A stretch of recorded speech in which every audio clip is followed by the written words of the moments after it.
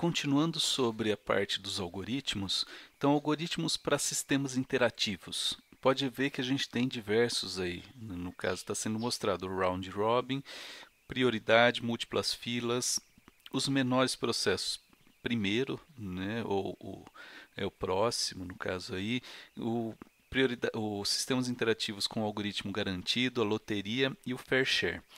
No caso, utilizam escalonamentos em dois níveis, né, escalonador da CPU e memória, diferente daquele tree level que a gente tinha visto para sistemas batch.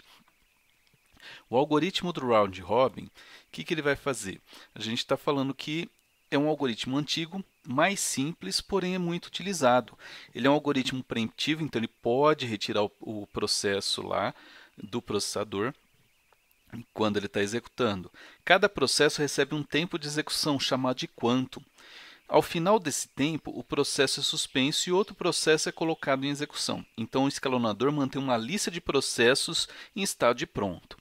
Basicamente, o que a gente tem é aquela mesma figura que a gente tinha lá, porém, agora a gente tem aqui a preempção por tempo. Então, eu crio, o processo é criado, entra na fila de pronto, entra, né, o primeiro processo que está na fila vai para a CPU, processa, deu a quantidade de tempo lá do quantum, ele sai, vai para o final da fila e o próximo entra. Então, esse limite é chamado de time slice, fatia de tempo. Então, quando essa fatia de tempo expira, o processo volta ao estado de pronto, dando a vez para o outro processo. Isso é chamado de preempção por tempo. Então, tem esse tempo que é colocado lá. Olhando visualmente naquele gráfico que a gente tinha visto, o que acontece? O processo A começou a rodar, porém a fatia de tempo, se você observar aqui, ela vai ser de duas unidades de tempo. Então, deu as 2 unidades de tempo, passa para o próximo processo. Processo B roda 2 unidades, sai. Processo C roda mais 2 unidades e sai.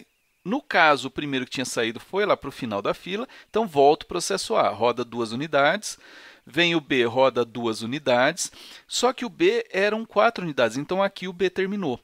Volta o C, roda 1 unidade. Por que uma só? Porque ele era 3 unidades, né? Então, no caso, rodou 2 unidades aqui, mais uma que ele precisava e terminou. Então, ele terminou, acabou lá. E agora volta o processo A. Mas por que ele não saiu mais? Porque não tem outro processo. Na verdade, isso ocorre. Ele sai, faz 2 unidades de tempo, sai, vai para o fim da fila, volta, anda mais 2 unidades, volta até ele terminar. Então, essa fatia de tempo varia de sistema operacional para sistema operacional, do tipo de 10 a 100 milissegundos. A fatia de tempo muito alta, se eu colocar, vou colocar 1 minuto. O que acontece? É como se eu tivesse o primeiro que entrou, o primeiro que saiu. Então, ele vai acabar rodando o processo inteiro lá e os outros não vão conseguir rodar. Por isso que a gente fala que fatia de tempo alta acaba sendo quase que um FIFO. Processos do tipo CPU bound, que usam a CPU, né, são beneficiados porque usa fatia de tempo completa. Já os processos que precisam de entrada e saída, o estado de espera antes da preempção por tempo. Então, ele vai ficar muito tempo lá parado sem usar o processador, aguardando uma entrada e saída. O algoritmo que a gente comentou, o primeiro seria o algoritmo round robin. Então, o tempo de chaveamento de processos é colocado e o quantum, né, que é aquela fatia de tempo, se for muito pequeno, ocorre muita troca e aí diminui a eficiência da CPU. Se for muito grande, muito longo, o tempo de resposta para o usuário vai demorar, começa a ficar comprometido. Então, se a gente pensar em algo onde eu tenho o meu quantum de 4 milissegundos e o chaveamento, o que é esse chaveamento? É aquele tempo que a gente tinha visto no outro vídeo, onde mostra lá, sai o processo, grava todas as informações no PCB, lê a informação do outro processo e aí que começa a rodar. Então, esse chaveamento é aquele tempo entre ele gravar as informações de um, ler as informações do outro para começar a rodar. Nesse caso, se o meu quantum for de 4 milissegundos e o chaveamento de 1 milissegundo, a gente teria uma menor eficiência, onde eu teria 25% da CPU, né, de tempo de CPU, vai ser perdido num esquema desse. Se a gente mudar, se eu colocar lá meu quantum de 100 e o chaveamento de 1 milissegundo, 1% do tempo da CPU é perdido. Então, o tempo de espera dos processos é maior. Então, se eu deixo mais tempo o processo rodando lá, o quantum dele muito alto, ele vai ficar muito tempo rodando. e aí os outros vão ficar esperando uma resposta.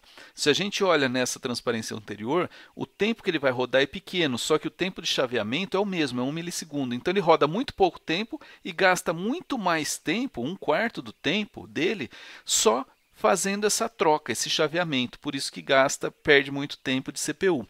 Nesse daqui, o tempo é menor. Porém, o quantum razoável que eles falam seria de 20 a 50 milissegundos, que aí seria um tempo razoável para processar e fazer esse chaveamento ali. Verificando aqui no simulador, então eu vou criar um processo do tipo CPU bound. Então, vou pôr dois processos aqui.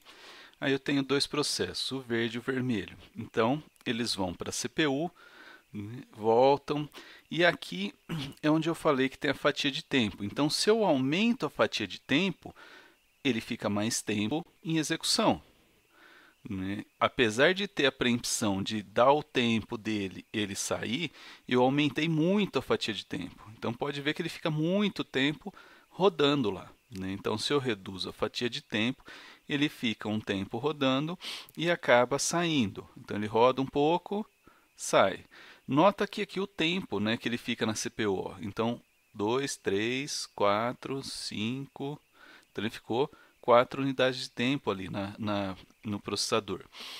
No caso aqui, a gente também pode mudar os parâmetros do sistema, onde eu tenho aqui a parte do processador e falar, ó, eu quero um escalonamento circular, circular com prioridade estática, circular com prioridade dinâmica, escalonamento por prioridades. Então, eu posso criar esse tipo de coisa também. Então, no caso aqui, o PCB desse processo, ele foi colocado aqui. Então, eu tenho os PCBs dele, ó, do processo verde e do processo vermelho.